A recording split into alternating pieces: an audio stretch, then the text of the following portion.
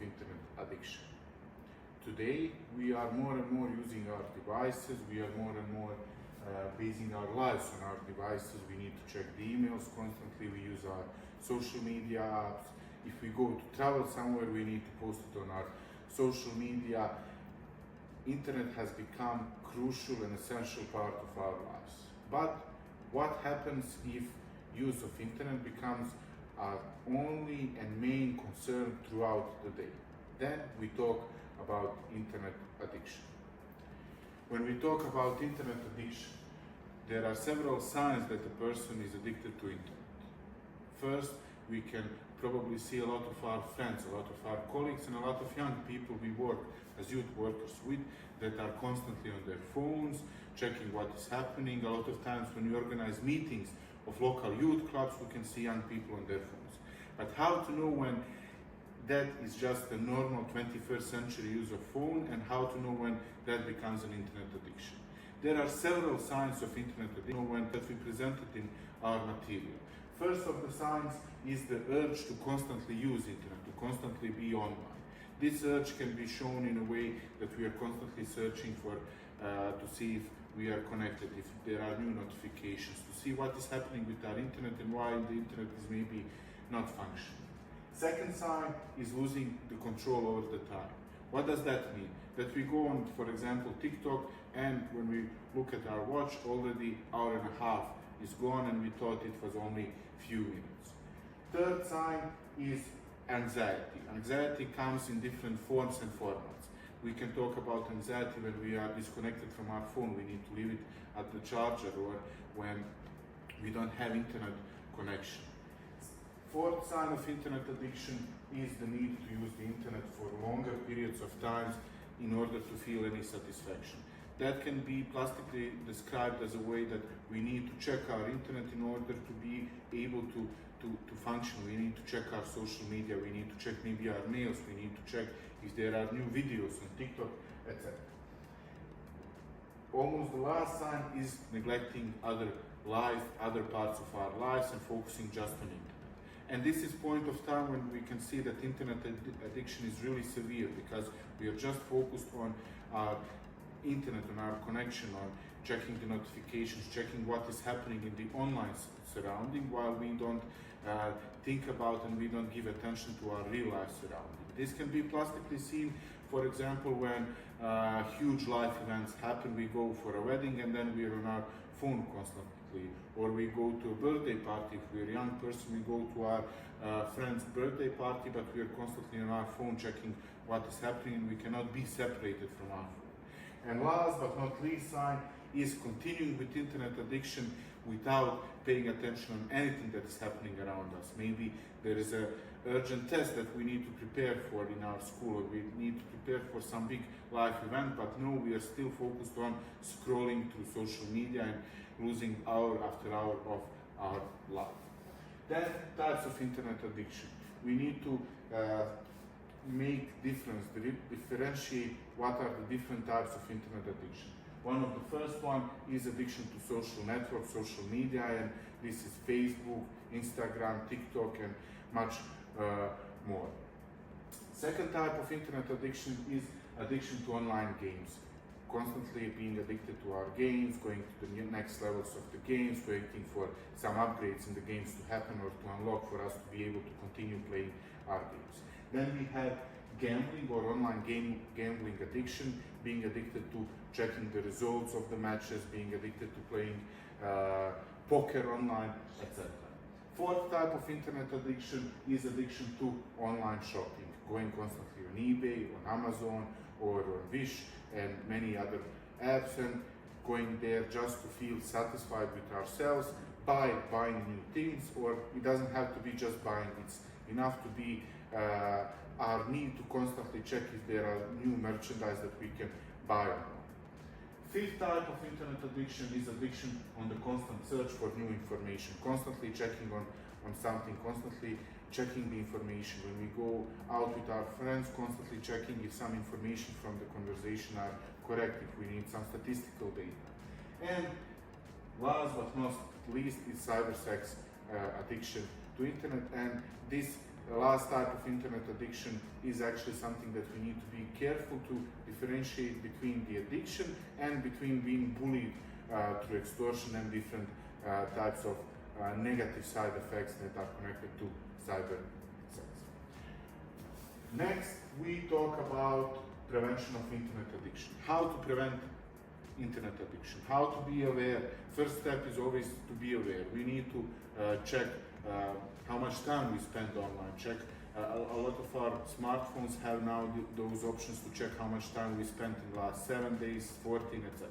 And for this we have a great part of educational activities that we will show later that are dedicated actually to checking how much time we spent online. In order to be aware if we are addicted to internet and should we take care of our addiction, first step is to critically assess our use of internet and our use of apps and to see if we are addicted. If we see that we might be addicted, then one of the first ways of how to prevent it is to keep our devices in other room, to keep maybe our computer just on the dedicated spot where we use it, or maybe in the living room, or maybe in our office, on our table in the room, etc. Second is to try to turn off internet in some certain periods of times. When we are out with our friends, to turn off internet, mobile internet on our phones, and to actually live in the moment. Then we have breaking the behavior pattern, checking if there are parts of the times or times in the day when we are constantly on our phones, and to see that to break these patterns, to maybe be more dedicated to our surrounding, to hanging out with our friends rather than hanging out on our devices. Next is informing ourselves about healthy ways on how to consume internet and how to use the apps. Then we have finding some additional hobby that is maybe more physical and more in real life rather than virtual life. Then we have go to sleep on time as one of the ways, because internet addiction a lot of times will bring us to that point where we search through internet, we use the apps constantly, and then we look at our watch and we can see the dawn is already coming, the morning is coming, and we spend the whole night browsing through the internet or using the app or playing the games or gambling online, etc. One of the tips and tricks, or one of the advices how to prevent and how to fight internet addiction, is actually to use an alarm or stopwatch or some other way on how to see how much time we use on internet, and to dedicate specific parts of the time, specific minutes or hours that we are just using the internet or the apps, and then not use it in the rest of the day. If we are not able to do that, there is always an option to install an application that is dedicated exactly doing this, or we can also break our patterns if we maybe like to eat while having our phone in front of ourselves, or having our laptop or tablet in front of ourselves and watching the show, or gambling online, or ordering some new stuff, or checking what is new in Zara.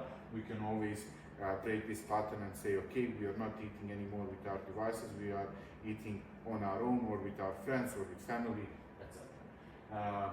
One cool tip for youngsters is actually, it's cool to check with your parents or to check with youth workers or to check with some other adults how they can help us in preventing misuse and obsessive amount of time use of internet and apps. And last but not least, it's always good to maybe make a break and turn off our social media and pause ourselves on social media.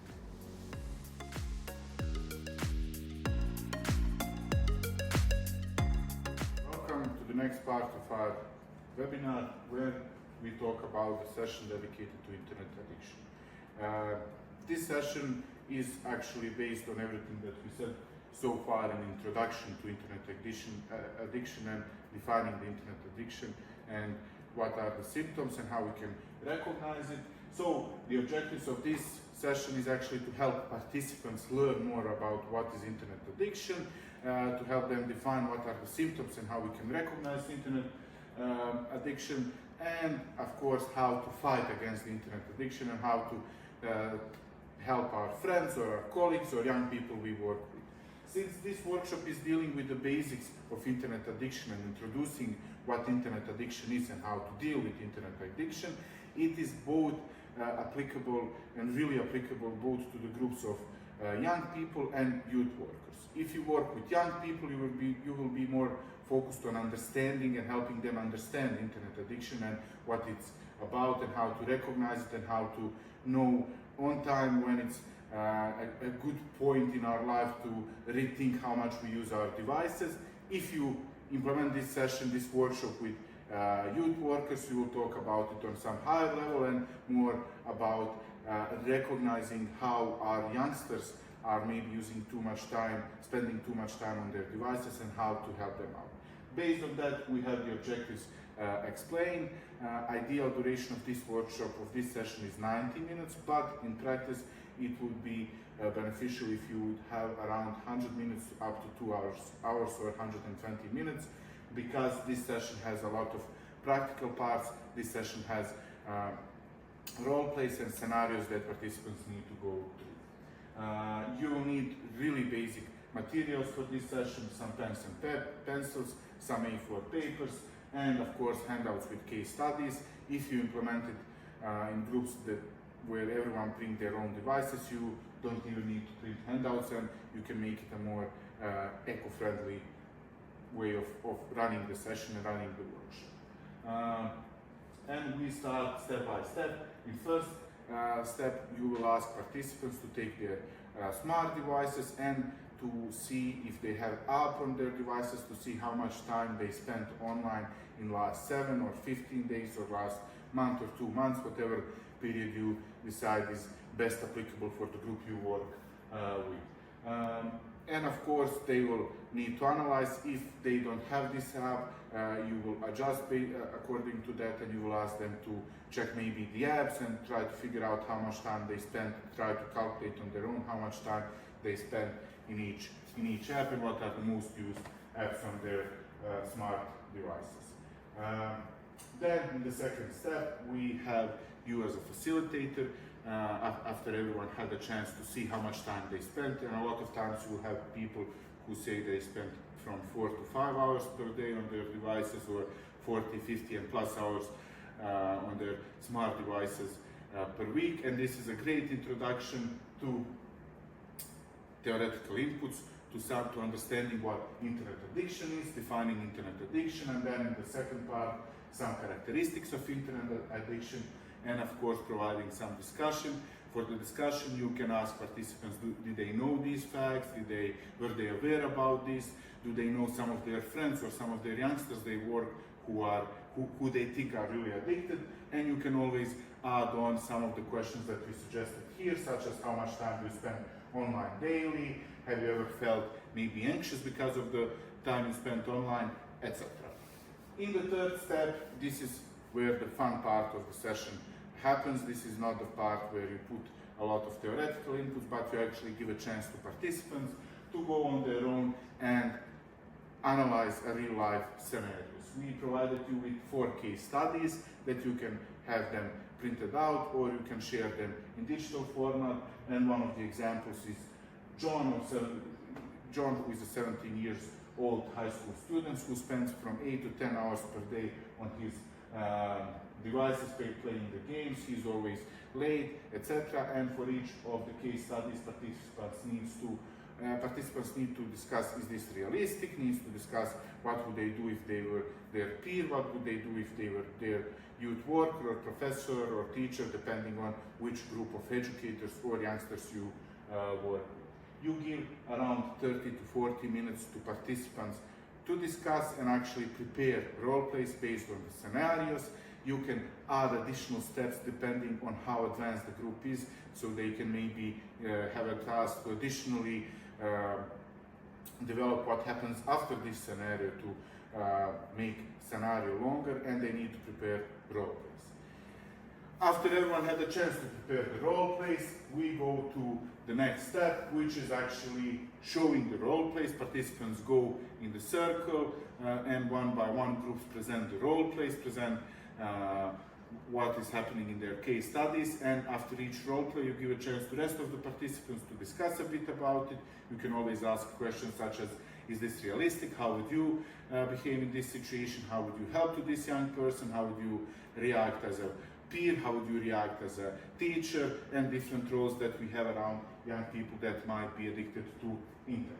And of course, you end the session, you end the workshop with some debriefing and conclusions and discussions.